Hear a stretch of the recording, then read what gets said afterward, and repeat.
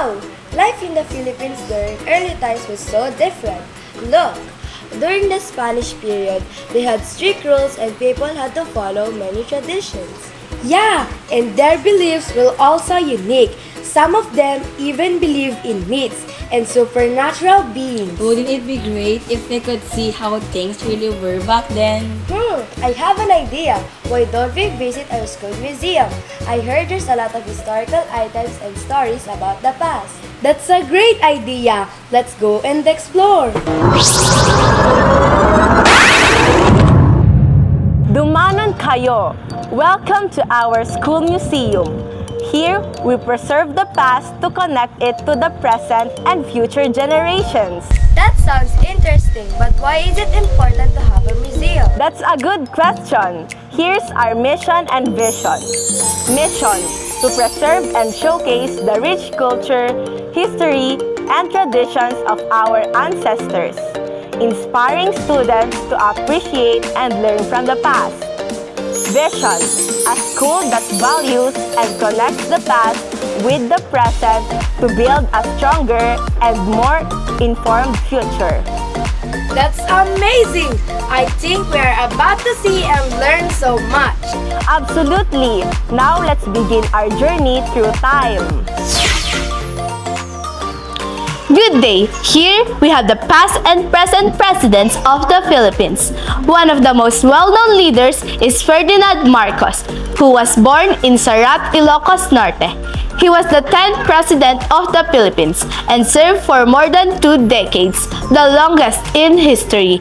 He was known for building roads, bridges, schools, and hospitals. Oh, I know his son, President Ferdinand Marcos Jr., right? Is our present president, right? That's right! He became the 17th president of the Philippines in 2022. Just like his father, he envisions a progressive Philippines, focusing on agriculture, economy, and digital transformation. Both father and son are proud Ilocanos, proving that great leader can come from our province. Speaking of great leaders, I see pictures of Jose Rizal and other heroes. Who are they? A blissful day. Here, we honor our national heroes or banwar, brave individuals who fought for our country's freedom. We have Dr. Jose Rizal, a brilliant writer who used his words to awaken Filipinos. Andres Bonifacio, the father of the Philippine Revolution, led the Katipunan to fight for independence. Emilio Aguinaldo was our first president, among others. I heard Antonio Luna was an Ilocano. Yes, he was from Baduk, Ilocos Norte. He was a fearless general who led the Philippine Army against the Americans. He was also one of the sharpest minds in military strategy. Many say he was ahead of his time. Wow, I wonder what life was like for them back then. How did they cope without stoves or gas? Good day! That's a great question. Cooking was very different before. Look at these tools. Aklo, used to scoop food. Karatay, a food container for cats not to reach. Silong, a tool for transferring hot pots. No rice cookers and microwave. No, they cook over the likan or traditional stove using firewood. Cooking took patience and skill. That must have been hard. Oh, look over there. Those clay pots looks interesting. What are they used for? Pleasant day. These pots are part of Panagdamili, the oldest industry in San Nicolas. Pottery symbolizes the resilience of San Nicoleños, strong, reliable, and useful. Some main products are dungdong, a large pot; banga, used for cooking rice and soup; malabi, a water jar; bornay, a traditional jar. How do they make them? They shape clay by hand then bake it in kilns at very high temperatures. Even today, many San Nicoleños still use these for storing food, water, and wine. Speaking of storing things, I see a big wooden cabinet over there. What is it used for? A blessed day. This is called La Casa, a traditional wooden storage cabinet. People used it to keep their clothes, blankets, and important belongings.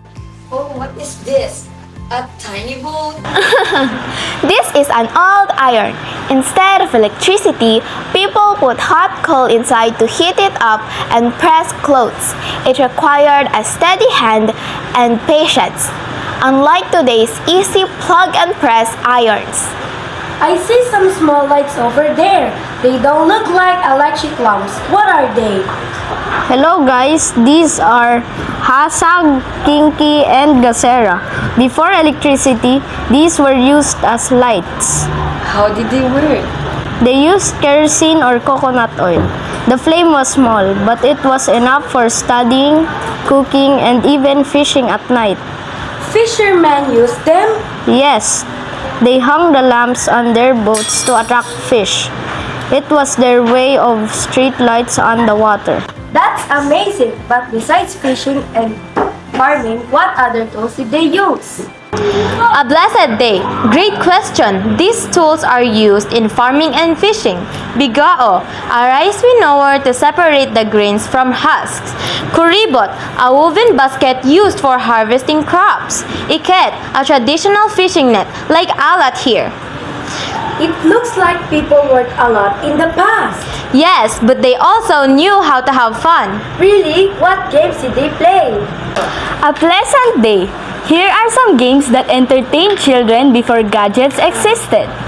Sungka, a board game using shells and a wooden board, which helps develop math skills and strategy. Kadang-kadang sa bao, coconut shell stills that improve balance and coordination. Can we try? Yes, absolutely.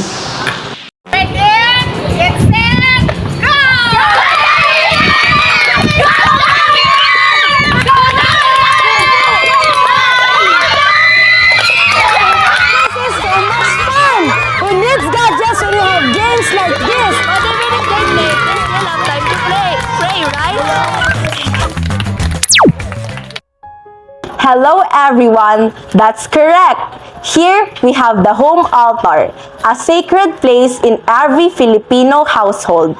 Even today, families gather here to pray the rosary. What are these items? Ikamen, a woven hemp used by some families to kneel on. Candelarium, a candle stand used for prayers. We also have the rosario or the rosary. Father, the Son, the Holy Spirit. Amen. That was like traveling through a time machine. I never knew life before was so rich with culture and tradition. And I realized that even without modern technology, people still had joyful, meaningful lives. This is why we preserve history, to remind us of where we came from and inspire us in the future. Thank you for visiting Pasingkedan Nagtaudan Museum. Dumanon kayo anytime!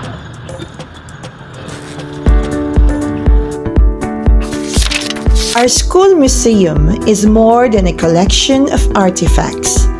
It is a bridge of knowledge, connecting the past to the future and deepening our understanding of who we are. Every object and story here reminds us that the present is built on the wisdom, struggles, and triumphs of those before us. The past is not meant to be left behind, but to guide us, shaping our values and aspirations. As learners, you are the keepers of this legacy, carrying forward the dreams and innovations of the past. What you learn today will shape a future that radiates with knowledge, progress, and purpose. Let this be a connection to the past. This is Filipinas East Elementary School, Pasingkedan, Nagtaudan Museum. Dumanon kayo anytime!